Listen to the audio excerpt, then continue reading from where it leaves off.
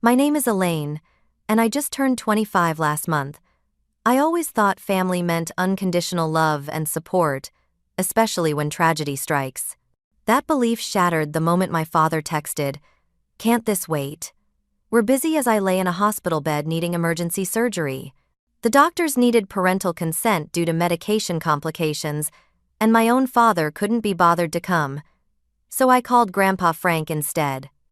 3 weeks later, I walked into my parents' house with some papers that would change our family forever. Before I dive into my story, let me know where you're watching from in the comments below.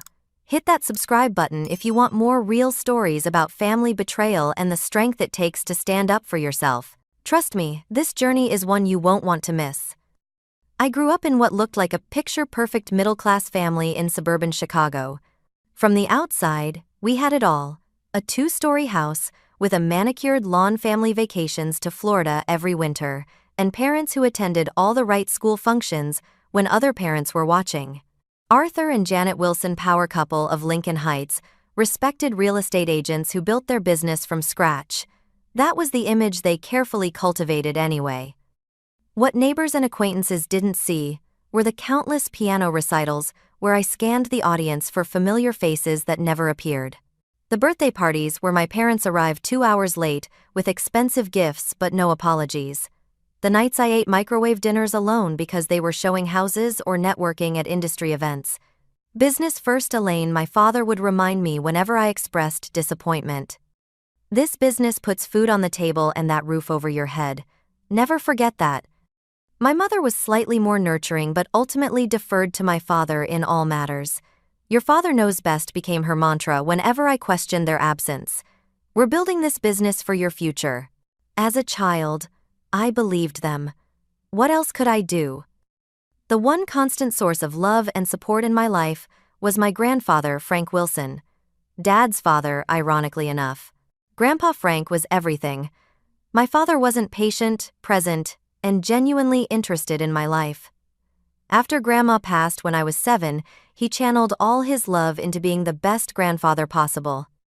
When my parents missed my 8th grade graduation because of a can't-miss property listing, Grandpa Frank was there with flowers and took me for ice cream after.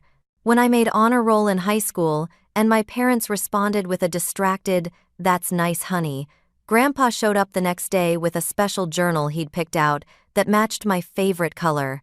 "For a scholar," he'd said with genuine pride. Despite my parents' emotional neglect, I managed to forge my own path. I earned a partial scholarship to Illinois State University and worked part-time throughout college to cover the rest of my expenses. My parents could have helped more financially, but they insisted I needed to learn the value of hard work despite their comfortable income. Meanwhile, they bought a vacation condo they rarely used.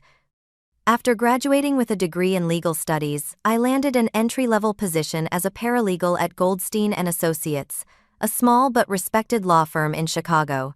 My starting salary wasn't impressive, but I was proud of securing the position without any family connections. My parents predictably were underwhelmed. "Law firms are fine for experience," my father commented dismissively when I shared my news, "but real estate is where the real money is. When you're ready to join a successful family business, just say the word." I never said the word. Instead, I worked harder, stayed late, and impressed my bosses enough to earn a small raise after my first year.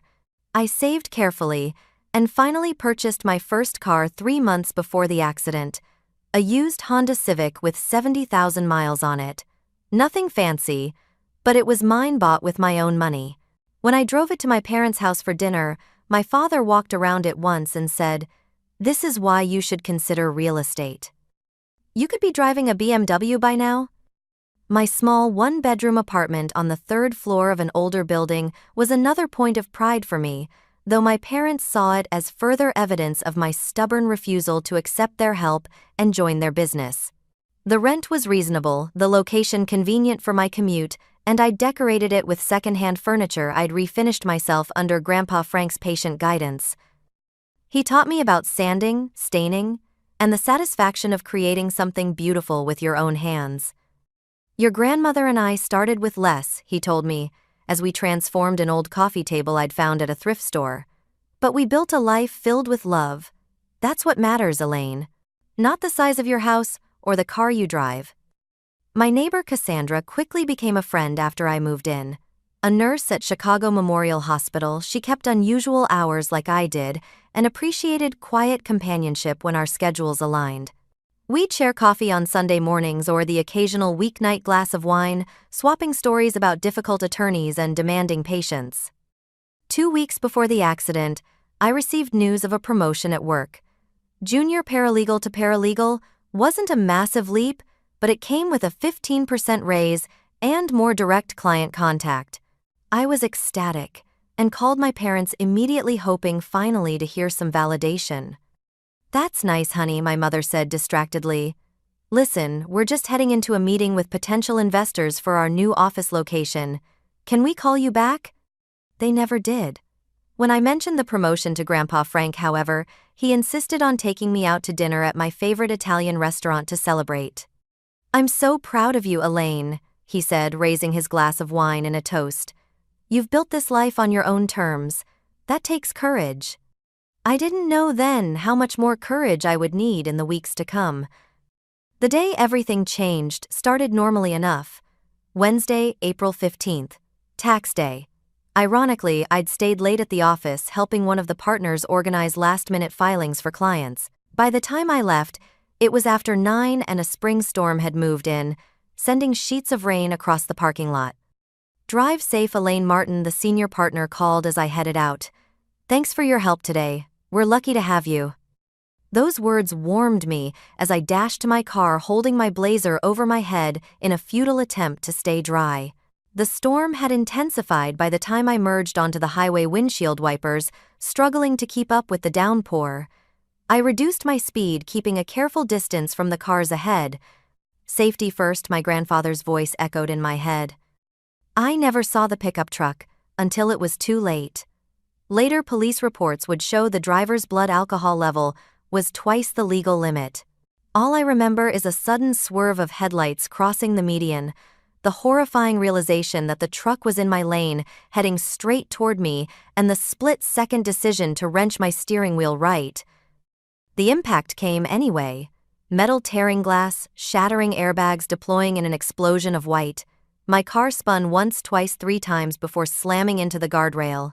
Pain erupted everywhere at once. Something warm trickled down my face. The last thing I remember before losing consciousness was the sound of rain on the crumpled hood and distant sirens growing closer. I woke to beeping monitors and the sterile smell of hospital disinfectant. Every breath sent shards of pain through my chest. My left leg was elevated, encased in some kind of brace. When I tried to move my right arm, nothing happened. "Ah, you're awake." A tall man in a white coat approached my bed, chart in hand. "I'm Dr. Montgomery. You've been in an accident, Elaine. You're at Chicago Memorial Hospital." How bad, I managed to whisper through cracked lips.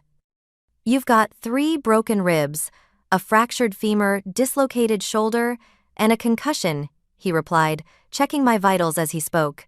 "There's also internal bleeding we need to address surgically. You're actually quite lucky. The driver who hit you didn't survive."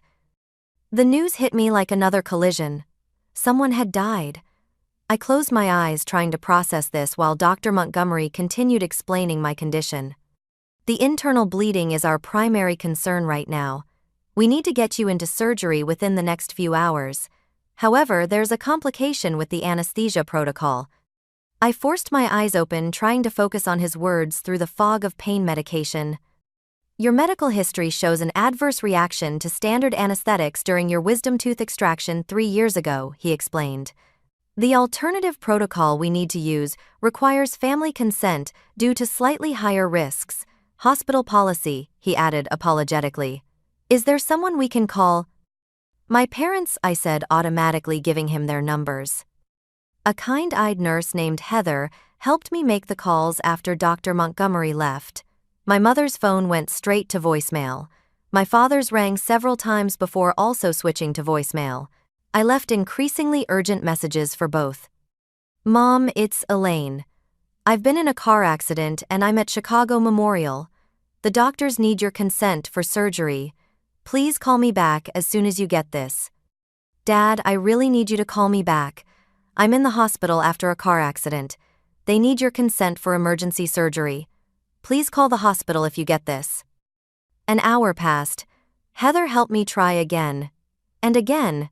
The pain was intensifying as the initial dose of medication wore off, but they couldn't give me more until they knew which surgical protocol they'd be using. Finally, my phone buzzed with a text. My father. Just got your messages. Can't this wait? We're busy with the Henderson property showing. Big clients. Call tomorrow. I stared at the screen, unable to process what I was reading. Heather, who had stayed with me between her other duties, glanced at my face. Everything okay? She asked. Wordlessly, I showed her the phone. Her professional composure slipped for just a moment, shock flashing across her features before she recovered. Let me get the social worker, she said gently, squeezing my good hand. I tried one more desperate text. Dad, I need emergency surgery. The doctors need consent now. Please come to Chicago Memorial ER. The response came 3 minutes later. We've got back-to-back showings all day. Your mother says take whatever medication they recommend. We'll try to stop by this weekend. That's when I broke. The physical pain, the shock of the accident, and now this ultimate betrayal from the people who were supposed to love me unconditionally. Tears streamed down my face as harsh, painful sobs racked my injured ribs. Heather returned with a woman who introduced herself as Patricia, the hospital social worker. They both witnessed my breakdown as I clutched my phone, trying to make sense of parents who couldn't be bothered to come to their daughter's bedside after a life-threatening accident. Is there anyone else we can call? Patricia asked gently when my sobs subsided enough for conversation. Another relative who might be able to come sign the consent forms. Through tears, I gave them Grandpa Frank's number. Patricia stepped out to make the call while Heather stayed offering quiet comfort and tissues. He's on his way, Patricia reported when she returned. He said he'll be here within the hour. Despite living 45 miles away in a western suburb, Grandpa Frank arrived at the hospital in just under 50 minutes. At 74, he moved with the energy of a much younger man as he rushed to my bedside, his face lined with worry. Elaine, he said, taking my good hand in both of his weathered ones. My dear girl. Those 3 words contained more love than I'd heard from my parents in years. I started crying again, but these tears were different somehow. Grandpa listened intently as Dr. Montgomery explained my injuries and the surgical procedure, asking sharp, relevant questions about recovery time and aftercare. When presented with the consent forms, he read every word before signing with a steady hand. As they prepared to take me to surgery, he leaned down and kissed my forehead. I'll be right here when you wake up, he promised. Then almost to himself, but just loud enough for me to hear, I don't know what's wrong with that son of mine, but this isn't right, not right at all. In that moment, despite the pain and fear, I felt a curious sense of clarity. The people who truly love you show up when it matters. Everyone else just makes excuses. The last thing I remember before the anesthesia took effect was Grandpa Frank's reassuring smile and the gentle pressure of his hand on mine. When I woke up hours later in the recovery room, groggy and disoriented, the first thing I saw was his familiar silhouette in the chair beside my bed. He'd stayed the entire time. His silver hair was disheveled, reading glasses perched on the end of his nose, crossword puzzle half completed on his lap. He dozed off, his chin resting on his chest, but woke immediately when I stirred. There she is, he said with gentle warmth. Welcome back, kiddo. My throat was raw from the breathing tube, but I managed to croak out a question. My parents. A shadow crossed his face. I called them. Left messages letting them know you were in surgery. They haven't returned my calls yet. I closed my eyes, absorbing yet another disappointment. When I opened them again, Grandpa was watching me with such compassion that fresh tears threatened. The doctor says everything went well, he said clearly, trying to focus on positive news. They stopped the bleeding and set your leg properly. You're going to need some physical therapy, but there's no reason you won't make a full recovery. Over the next 5 days in the hospital, Grandpa Frank became a fixture in my room. He brought homemade chicken soup in thermoses. Hospital food won't help anyone heal. Fresh pajamas from my apartment, that Cassandra had helped him retrieve and an endless supply of patience. He sat with me through painful dressing changes, distracted me with stories of his youth during difficult physical therapy sessions, and kept a running commentary on the questionable daytime television we watched together. My parents finally sent a text on day 2. "Hope you're feeling better. Dad's got a big listing presentation, and Mom's showing 3 properties today. We'll try to visit when things slow down." They didn't visit. Not that day, not the next. Grandpa's face grew increasingly tight each time I checked my phone and tried to hide my disappointment. Nurse Heather became something of a friend during those days. She'd stop by even when she wasn't assigned to me, sometimes bringing an extra pudding cup that was just going to go to waste, or staying a few minutes after her shift to chat. "Your grandfather is something special," she commented on the 4th day as she checked my vitals. "He hasn't left for more than a coffee run since you got here." "He's always been my rock," I admitted, "even when I was little." "Some people really understand what family means," she said, her eyes flicking to my phone with its notable absence of parental concern. "Others need a lesson or two." My physical therapy sessions with Marcus began in the hospital. Painful, exhausting work that left me drenched in sweat and sometimes tears. But Marcus had a gift for knowing exactly when to push and when to ease back, when to distract with conversation, and when to let me focus in silence. "You're doing better than most patients with similar injuries," he encouraged me during a particularly difficult session. "That determination will serve you well in recovery." On the 5th day, the discharge planning began. Dr. Montgomery and a team of specialists came to discuss aftercare requirements. "You won't be able to manage stairs for at least 6 weeks," the doctor explained. "Your apartment building doesn't have an elevator, correct?" I nodded, reality sinking in. My 3rd-floor walk-up was now completely inaccessible to me. "And you'll need assistance with daily activities until your shoulder heals enough for physical therapy to begin," he continued.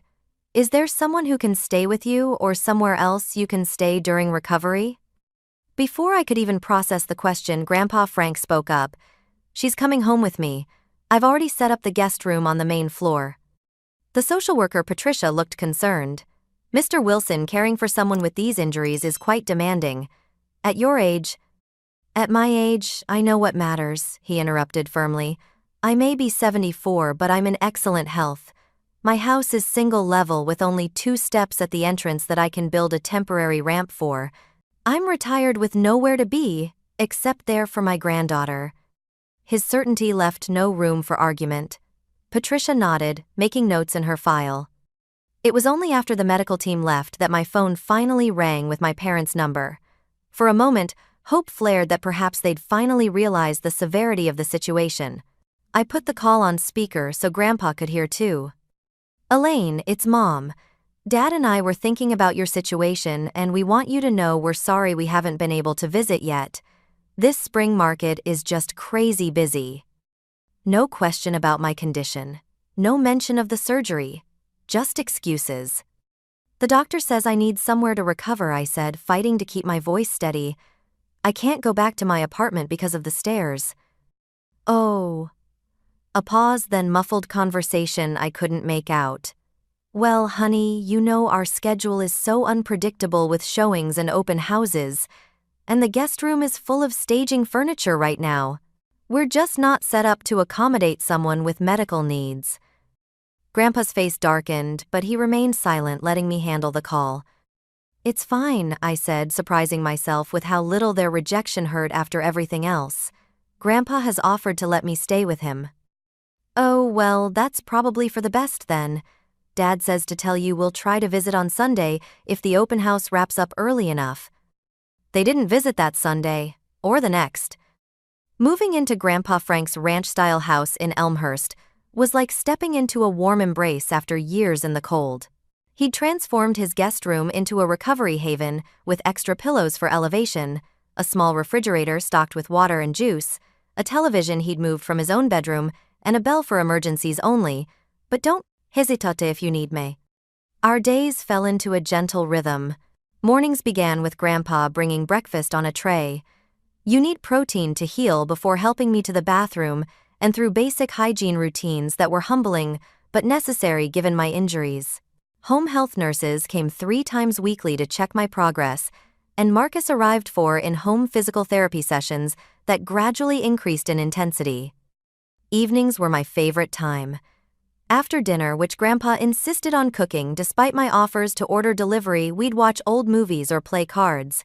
He taught me gin rummy and cribbage games from before young people had phones to entertain you. Sometimes we'd just talk his stories, painting vivid pictures of a different era. It was during one of these evening conversations about 2 weeks into my stay that Grandpa finally opened up about my father. Arthur was always hungry for more, he said quietly, as we sat in the living room, the remains of our ice cream sundaes on the coffee table between us. Even as a boy, if he got one toy, he wanted 2. If his friend had a bike, he needed a better one. I listened, recognizing the pattern that had continued into adulthood. Your grandmother and I tried to teach him gratitude, to appreciate what he had, rather than always looking to the next thing. But some lessons don't take. He sighed, looking at the family photos on his mantle. When he met your mother, I thought maybe she'd balance him. Instead, she adopted his values. Why didn't you ever say anything? I asked. About how they treated you. Grandpa's eyes grew sad. I did in the early years. Told Arthur he was missing what mattered most. He accused me of trying to run his life, said I was jealous of his success. He shook his head. After a while, I realized confronting him only made him dig in harder, so I focused on being there for you instead. I always wondered why they seemed so different from you, I admitted. I've worried for years that I failed somehow in raising him. Grandpa confessed vulnerability, etching deeper lines in his weathered face, that I didn't teach him the right values. But seeing you, Elaine, how you've turned out despite their neglect, maybe I didn't fail completely. In that moment, I realized our healing wasn't just physical. There were older wounds being addressed in this quiet house, hurts that had festered for years finally getting the attention they deserved. 2 weeks after coming to stay with Grandpa, my parents finally made an appearance. They arrived in my father's BMW, bringing a generic get-well balloon and a box of chocolates with a pharmacy price tag still attached. The visit had clearly been an afterthought, squeezed between other commitments. The house looks smaller than I remember, my father commented, as he entered, glancing around with barely concealed judgment. Not everyone needs 4,000 square feet to be happy, Arthur, Grandpa replied mildly, though I caught the edge in his voice. My mother made a show of concern, fussing with my blanket and asking surface-level questions about my recovery. My father paced the living room, checking his watch repeatedly. So, when do they think you can get back to work? He asked, cutting through my explanation of physical therapy progress. You don't want to lose that job, small as it is. The doctors say at least another month before part-time would be possible, I explained. My firm has been understanding. They're holding my position. A month? He looked genuinely shocked. That seems excessive for a few broken bones. She nearly died, Arthur, Grandpa said quietly. The internal bleeding was substantial. My father waved a dismissive hand. Well, the important thing is getting back to normal as quickly as possible. You can't afford to be seen as unreliable in the workforce. The visit lasted exactly 47 minutes. As they prepared to leave, I overheard them in the kitchen while Grandpa helped them locate their coats. This is so inconvenient, my father muttered, thinking I couldn't hear from the living room. We could have used her help with the spring listings. At least your father is handling it, my mother replied. Can you imagine if she'd expected to stay with us, with our schedule? They left with hollow promises to check in soon, and vague mentions of possibly stopping by the following weekend. The door had barely closed behind them when Grandpa returned to the living room, his expression carefully neutral. They mean well, he offered, though neither of us believed it. Do they? I asked softly. He had no answer. The next day brought a new worry. Mail that Cassandra had collected from my apartment included several medical bills and insurance statements. Despite having decent health insurance through my employer, the accident was generating substantial costs. The drunk driver who hit me had been uninsured, which complicated matters further. As I sorted through the paperwork spread across the dining room table, The reality of my financial situation became increasingly clear. Between medical bills, ongoing rent for an apartment, I couldn't use car payments for a vehicle that was now totaled, and regular living expenses, my modest savings wouldn't last long. And I couldn't return to work for at least another month. "We'll figure it out," Grandpa assured me when he found me staring at the numbers in dismay, one step at a time. I was making calls to my insurance company the next day when I discovered something troubling. The representative mentioned communications they'd had with my parents regarding my claim. "I'm sorry, what communications?" I asked, confused. "According to our notes, your parents contacted us 3 days after the accident to discuss settlement options," the representative explained. "As beneficiaries on your policy, they were inquiring about how funds would be dispersed." Ice formed in my stomach. Beneficiaries. I never listed them as beneficiaries. A pause on the line. "They're listed here as secondary contacts and financial proxies authorized approximately 2 years ago." 2 years ago. When I'd first started at the law firm, and my father had helped me set up my benefits package, he'd insisted it was complicated and offered to walk me through it. I'd been grateful for the assistance, never suspecting he would add himself and my mother as financial proxies without my knowledge. Further investigation revealed they'd been in regular contact with both my health and auto insurance companies, positioning themselves to manage any settlements or payouts. They'd even contacted my apartment building's management about terminating my lease given the circumstances. With shaking hands, I called them directly. For once, my father answered on the first ring. "Elaine, I was just about to call you. Great news on the insurance front. I think we can get them to offer a reasonable settlement for your car." "Why are you listed as a beneficiary on my policies?" I asked, cutting to the chase. A pause. "Well, that's just practical. You're young, you don't understand how these things work. Insurance companies try to minimize payouts. They need to deal with someone who knows the system." Someone like a real estate agent with no legal training. I couldn't keep the edge from my voice. "Now, Elaine, don't be ungrateful. Your mother and I are trying to help. These medical bills are going to be substantial. We're thinking you should consider moving home where we can keep an eye on your finances until you're back on your feet." The truth hit me like a physical blow. "You want control of my settlement money." "Don't be ridiculous," he snapped, but there was something in his tone that confirmed my suspicion. "We're your parents. We're looking out for your interests." "What are you planning to use the money for, Dad?" I pressed. Another pause, longer this time. "If you must know, we've been presented with an opportunity to expand the business. A second office location in Oak Park. The timing is perfect, but we need additional capital." "So you were planning to use my insurance settlement for your business expansion?" My voice rose despite the pain it caused my healing ribs. "It's a family business, Elaine," he said, as if explaining to a child. "Everything we do benefits you in the long run. This accident, unfortunate as it is, presented a timely opportunity." I hung up without another word. Then I sat on Grandpa's couch and sobbed until my chest ached and my throat was raw. All the years of emotional neglect crystallized in this final betrayal. My own parents saw my near-death experience as a financial opportunity for themselves. Grandpa found me there, curled into myself despite the pain it caused my healing bones. "What happened?" he asked, alarmed by my state. Through broken sentences, I explained what I'd discovered. His face grew more thunderous with each word, until I barely recognized my gentle grandfather in the angry man before me. "This ends now," he said when I finished, his voice quiet but filled with determination. "I've stood by too long watching them treat you this way." I could barely breathe through the pain and emotion, but somehow managed to ask, "What can we do?"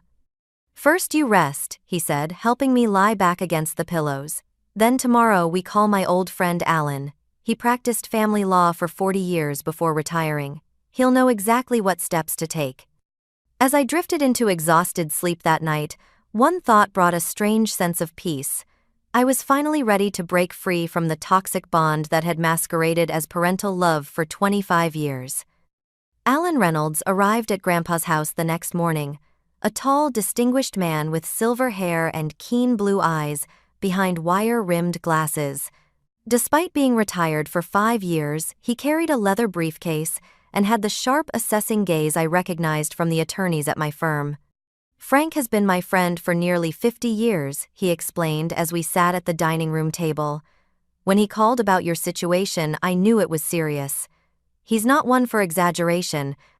For the next 2 hours, Alan listened intently as I explained the history with my parents, their financial interference, and the current situation with the insurance claims. He took meticulous notes, occasionally asking clarifying questions that revealed his legal expertise. "What you're describing is a concerning pattern of financial control and potential fraud," he said when I finished. "While you're an adult and not in need of legal emancipation in the traditional sense, there are steps we can take to formally separate your finances from your parents' influence." He outlined several options, from simply removing them as beneficiaries to more comprehensive legal notifications that would prevent them from claiming any authority over my affairs.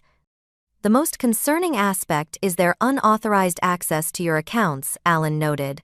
"That crosses several legal boundaries, particularly if they were positioning themselves to redirect funds without your knowledge or consent."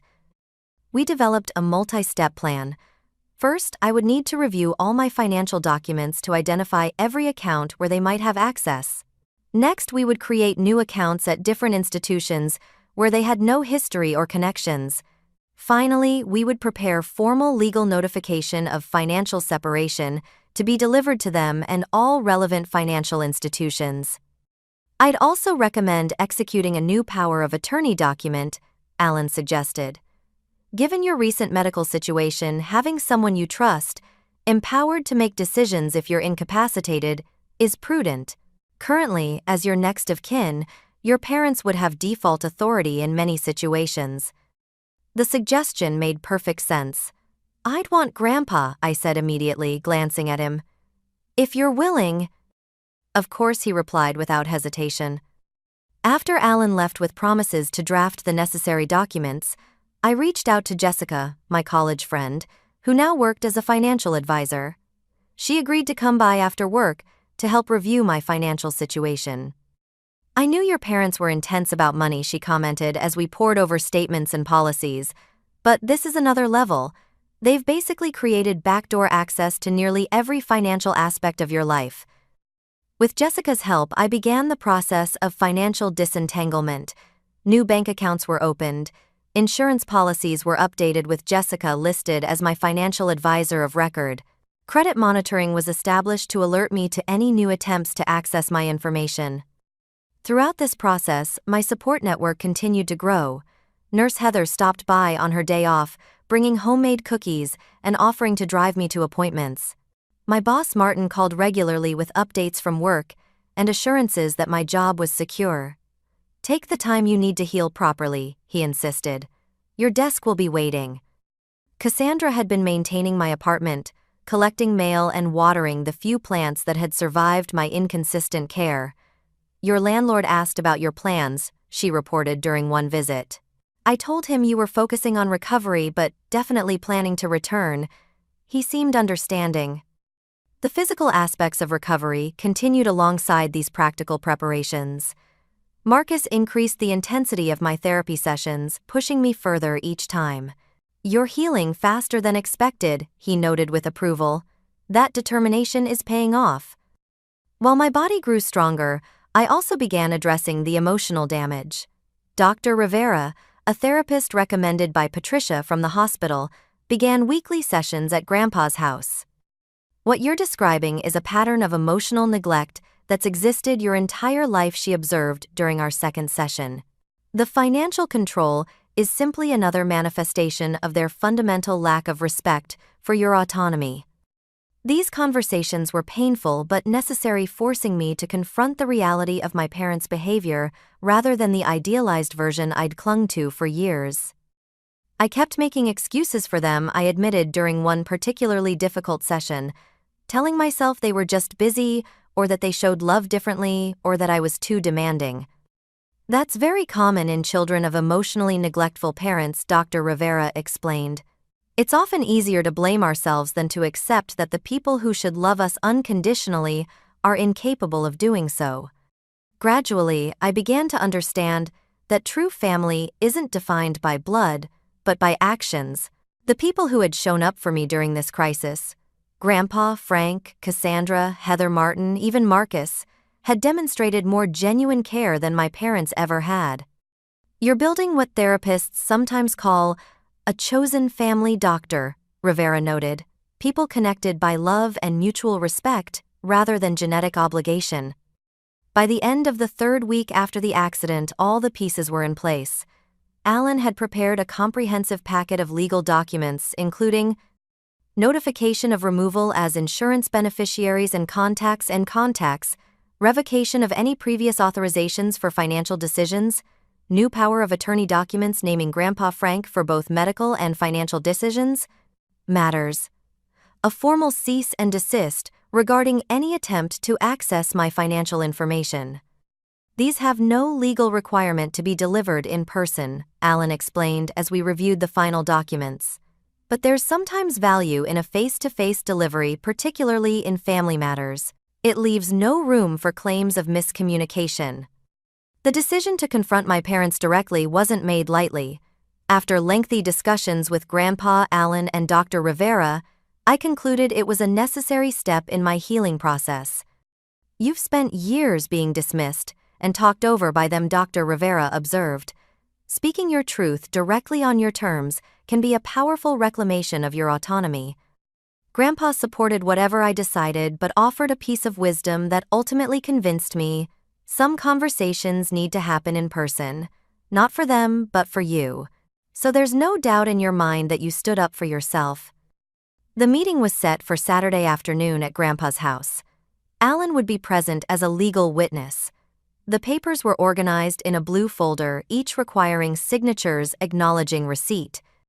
The night before, I sat on the porch, swing with Grandpa, watching the sunset paint the sky in shades of pink and gold.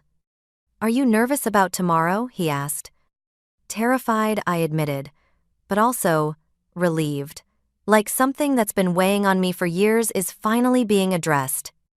He nodded, understanding in his eyes. That's how the truth feels sometimes. Scary but freeing. What if they refuse to sign or make a scene? Then they'll have shown their true colors one more time, he said simply. And you'll know even more certainly that you're making the right decision. As the stars began to appear in the darkening sky, I realized I was ready to stand up for myself in a way I never had before. Not with anger or vengeance, but with the quiet strength of someone who finally understands her own worth. 3 weeks to the day after my accident, I sat in Grandpa's living room waiting for my parents to arrive. My physical recovery had progressed remarkably. I'd graduated from a wheelchair to crutches, my shoulder pain had diminished to a dull ache, and the surgical incision was healing cleanly.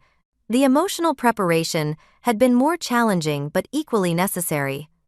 The blue folder containing the legal documents sat on the coffee table between us. Alan had arrived 30 minutes early to review the procedure once more. "Remember, you're not asking for permission," he reminded me. "You're notifying them of decisions already made. Stay calm, be direct, and don't get drawn into justifications or arguments." Grandpa had arranged the furniture to create a formal setting. I sat in an armchair facing the door with Grandpa and Alan positioned slightly behind me on either side. The arrangement wasn't accidental, it physically represented the support I now had. When the doorbell rang at exactly 2 o'clock, my heart jumped into my throat. Grandpa squeezed my shoulder gently before going to answer the door. I heard my father's voice first. "Dad, this formal meeting seems unnecessary. If Elaine needs to discuss something, a simple phone call would have sufficed." "Some conversations deserve more respect than a phone call," Arthur Grandpa replied, his tone neutral but firm. My parents entered the living room with the confident air of people accustomed to controlling every situation. My father wore his business casual attire, pressed khakis and a polo shirt with his real estate company logo. My mother had dressed more formally in a blazer and pencil skirt, as if attending a property closing. Their expressions shifted subtly when they noticed Alan. My father's eyes narrowed with immediate suspicion. "What's this about?" he asked, looking directly at me. And who is this gentleman? This is Alan Reynolds, a family law attorney and Grandpa's friend, I replied, keeping my voice steady. Please sit down. They exchanged a quick glance before taking seats on the sofa opposite me. Neither of them had asked how I was feeling or commented on my improved mobility. First, business must be going well if you can afford an attorney, my father said with a tight smile. Though I'm not sure why you'd need legal counsel for a family discussion. I asked you here today because we need to address some important matters. I began, ignoring his comment. Specifically, your involvement in my financial affairs without my knowledge or consent. My mother's smile faltered. I don't know what you mean, honey. We've only tried to help. Going behind my back to contact my insurance companies and position yourselves to control my settlement money isn't help, I stated flatly. It's interference and potentially fraud. My father's face hardened.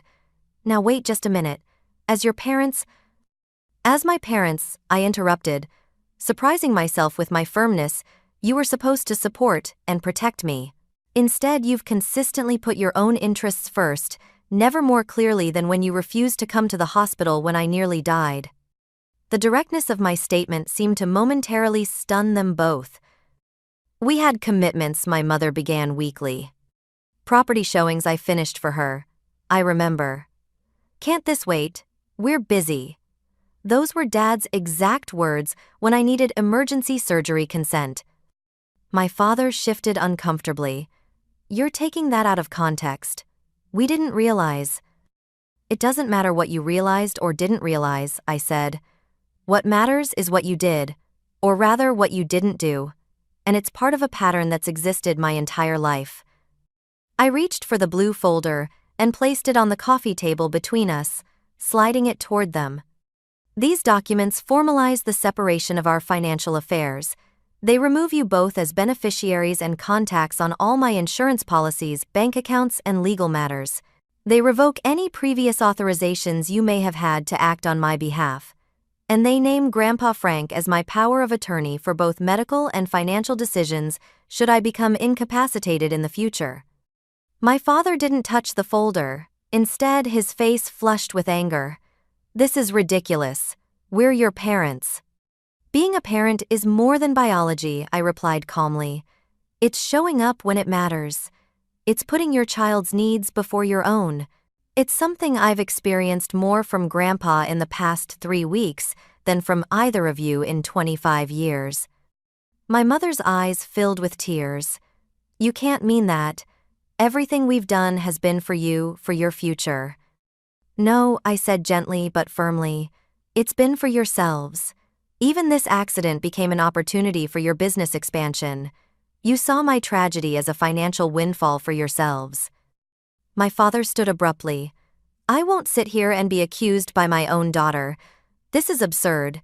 Your grandfather has clearly poisoned you against us. Grandpa, who had remained silent until now, spoke up. Arthur, your daughter nearly died. While you were showing houses, I was sitting in a hospital waiting room praying she'd survive surgery. While you were expanding your business, I was helping her through physical therapy. This isn't about me or what I've said. This is about what you've done or failed to do for your own daughter. Stay out of this, Dad, my father snapped. This has always been your problem, thinking you know better than everyone else. Well, we've built a successful business without your approval or help. This isn't about the business, I interjected, bringing the focus back.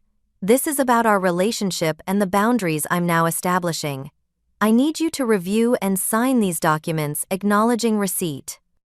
And if we refuse, my father challenged. Alan spoke for the first time. The documents will still be legally binding and will be filed appropriately. Your signature merely acknowledges receipt. Refusal to sign doesn't negate their validity. My father glared at him before turning back to me. So, this is how you repay us for everything we've done. 25 years of providing for you, giving you opportunities, building a business that could have secured your future. His words might once have filled me with guilt. Now I recognize them for what they were: manipulation. I'm not doing this to hurt you, I said truthfully. I'm doing this to protect myself and to establish healthy boundaries. I would still like to have a relationship with you both, but it needs to be one based on mutual respect. Respect? My father laughed bitterly. You ambush us with legal documents and talk about respect. Yes, respect, I affirmed. The kind that means you ask before making yourself a beneficiary on someone else's insurance. The kind that means you show up at the hospital when your daughter is critically injured. The kind I've had to find elsewhere, because it wasn't available from you. My mother reached for the folder with trembling hands. Let's just look at what she's asking Arthur. He grabbed her wrist, stopping her. Don't. This is emotional manipulation, can't you see that? She's upset about the accident and lashing out. I took a deep breath, steadying myself. I'm not lashing out. I've given this careful thought over several weeks. These decisions aren't made in anger but in self-preservation. I met his gaze directly. And they're not negotiable. Something in my tone must have conveyed my resolve, because my father's expression shifted anger, giving way to something like shock. You're serious about this, he said, not quite a question. Completely. The room fell silent for several long moments. Finally, my father reached for the folder, flipping through the documents with increasing agitation. This is excessive, he sputtered. Removing us completely from everything. What happens if you need help in the future? I have help, I said, simply glancing at Grandpa. Real help that comes without conditions or ulterior motives. My father's face flushed deeper. You ungrateful, he cut himself off, but the word hung in the air between us. I'm very grateful, I corrected him quietly. To everyone who has actually shown up for me. To Grandpa, who dropped everything to be by my side. To my friends and coworkers who checked on me daily. To my medical team, who saved my life. I've learned a lot about gratitude recently, and about where it's truly deserved. That was the turning point. My father stared at me as if seeing me for the first time, not as a possession or an extension of himself, but as an independent person with her own agency and determination. Grandpa leaned forward slightly. Arthur, your daughter isn't asking for your approval. She's informing you of her decision. You can accept it gracefully or not, but it won't change the outcome. My father looked from me to Grandpa and back again. Then, with a jerky motion, he snatched a pen from his pocket and signed each document where Alan indicated his signature, angry and bold, across the pages. He thrust the pen at my mother, who signed more hesitantly, tears spilling down her cheeks. Is this what you wanted? My father demanded, shoving the folder back across the table. To legally disown us? No, I said honestly. What I wanted was parents who loved me enough to put me first when it mattered. What I wanted was to never need these documents at all. But we don't always get what we want. That's something I learned very young. He stood abruptly. I don't recognize you anymore. This isn't the daughter we raised. Maybe that's the problem, I replied softly. Maybe the daughter you raised finally realized she deserves better. My mother rose more slowly, dabbing at her eyes. Elaine, please reconsider. We can work through this as a family. I hope we can, I said, meaning it, but it will be on new terms with clear boundaries and mutual respect. Let's go, Janet, my father said tersely. There's nothing more to discuss here. As they moved toward the door, my father turned back one last time. When you realize what a mistake this is, don't expect us to welcome you back with open arms. Family loyalty goes both ways. Yes, I agreed, it does. That's precisely the point. The door closed behind them with a decisive click. In the sudden silence, I realized my hands were shaking. The confrontation I'd been dreading for weeks was over, and I'd held my ground. Grandpa crossed the room and sat beside me, wrapping an arm gently around my shoulders. I'm so proud of you, he said simply. For the first time in weeks, I felt like I could truly breathe. Whatever came next, I would face it on my own terms. The house felt strangely peaceful after my parents left. Alan stayed for a cup of coffee, reviewing what had occurred and ensuring all documents were properly signed. You handled that remarkably well, he said before departing. Standing up to family is often the hardest thing to do. That night, exhaustion caught up with me. The emotional toll of the confrontation, combined with my still healing body, left me completely drained. Yet when I finally fell asleep, it was deeper and more restful than any night since the accident. I woke the next morning with an unfamiliar feeling that took me several moments to identify freedom. "You look different today," Grandpa observed as he brought in our customary morning coffee. "More at peace." "I feel different," I admitted. "Like I've put down something heavy I've been carrying my whole life." The practical work of rebuilding my life began immediately. Jessica came over that afternoon to help finalize the financial separation. We closed old accounts and opened new ones at different institutions, set up automatic bill payments for my apartment and medical expenses, and created a budget that would sustain me through the remainder of my recovery. "You're in better shape than many clients I see," she assured me as we reviewed the numbers. "Your savings habits have been solid and your credit score is excellent. Once the insurance settlement comes through, you'll have a decent cushion." With my finances secured, I turned attention to my living situation. My medical team had cleared me to return to independent living within another month, provided I had an accessible apartment. My third-floor walk-up wouldn't work with my continued mobility limitations. Cassandra came through unexpectedly. "The ground floor unit in my building just opened up," she reported during one of her visits. "It's slightly bigger than your current place but only $20 more per month. I already spoke to the landlord and he's willing to hold it for you if you want to see it."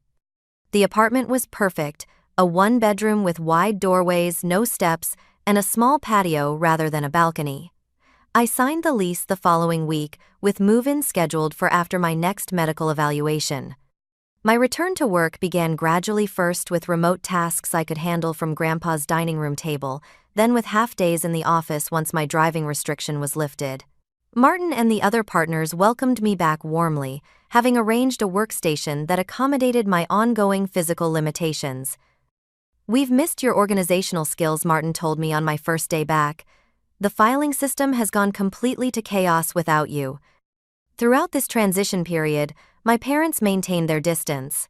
A single text message arrived from my mother 2 weeks after our confrontation. "We hope you're feeling better. The door is open when you're ready to apologize." I didn't respond. Dr. Rivera helped me process my feelings about their continued failure to understand the fundamental issues. "They're offering conditional love," she explained during one of our sessions. "The condition being that you accept their version of reality and your place within it. That's not a healthy foundation for any relationship." Instead of focusing on their absence, I invested in deepening the connections with my chosen family. Weekend dinners with Grandpa became a sacred ritual even after I moved into my new apartment. Cassandra and I discovered a shared love of classic films and established a weekly movie night. Heather introduced me to her hiking group, which welcomed me for their easier trails as my mobility improved. 6 months after the accident, an unexpected letter arrived from my mother. Unlike her text, this message struck a different tone. "Dear Elaine, I've been doing a lot of thinking since our last meeting. While your father remains hurt and angry, I've begun to question some of our choices over the years. The emergency room sent us your complete medical records from the accident. Reading through them, seeing how close we came to losing you while we were showing a house that ultimately didn't even sell, it's forced me to confront some uncomfortable truths. I'm not asking for forgiveness yet. I don't think I've earned it, but I would like the opportunity to talk just the two of us if you're willing. No agenda, no expectations. Love, Mom." I shared the letter with Grandpa and Dr. Rivera, both of whom encouraged me to consider the outreach while maintaining my boundaries. "People can change," Grandpa said thoughtfully. "Not everyone does, but it's possible. Your mother always had more capacity for self-reflection than your father." After careful consideration, I agreed to meet my mother at a neutral location, a coffee shop halfway between our homes. The conversation was awkward at first, both of us carefully navigating unfamiliar territory where old patterns no longer applied. "I joined a support group," she revealed after we'd exhausted small talk about weather and her garden. "For parents estranged from their adult children." The stories I heard, some sounded too familiar. She stared into her coffee cup. I didn't like seeing myself in those stories. It wasn't an explicit apology, but it was something I'd never seen from her before: vulnerability. a willingness to consider her own role in our damaged relationship. "Dad," I asked, not needing to elaborate. She sighed. "He's not ready. Might never be. His pride." She trailed off, then squared her shoulders. "But I'm here for myself, not as his representative." We agreed to occasional limited contact lunch once a month, no discussion of financial matters, no pressure for more than I was comfortable giving. It was a beginning, tentative and fragile but real. My physical recovery progressed beyond what my doctors had initially predicted. By the 1-year anniversary of the accident, I was hiking moderate trails, had returned to yoga classes, and was considering training for a 5 Kelvin run. The scars remained, both the visible ones on my body and the invisible ones in my heart, but they had faded to manageable reminders rather than active sources of pain. Professionally, I thrived. My experience navigating the legal and financial aftermath of my accident gave me valuable insight that translated to my work. I received another promotion, this time to paralegal specialist, focusing on personal injury cases where I could use my first-hand knowledge to help others in similar situations. Grandpa Frank remained my rock, though our relationship evolved as my independence grew. We still had our weekend dinners, but now I cooked for him as often as he cooked for me. He taught me to make his famous pot roast, and I introduced him to international cuisines he'd never tried. Our conversations deepened as I grew more confident in my own voice and opinions. I never thought something so terrible could lead to something so valuable. I told him one evening as we sat on his porch swing a 1.5 years after the accident. "I would never choose to go through that crash again, but I can't regret where it led me." He nodded, understanding, as always. Life's greatest lessons often come wrapped in the most difficult packages. The truth of his words resonated deeply. Through the crucible of trauma and betrayal, I had discovered my own strength, redefined my understanding of family, and built a life aligned with my true values rather than others' expectations. The accident that nearly took my life ultimately gave me something precious: the courage to live authentically, to recognize that family is defined by actions, not blood, to understand that sometimes the healthiest response to toxic relationships is creating distance, and to know with absolute certainty that I was capable of standing on my own, even when it meant standing alone. My journey from that terrified, betrayed young woman in a hospital bed to the confident, self-assured person I am today wasn't easy or straightforward.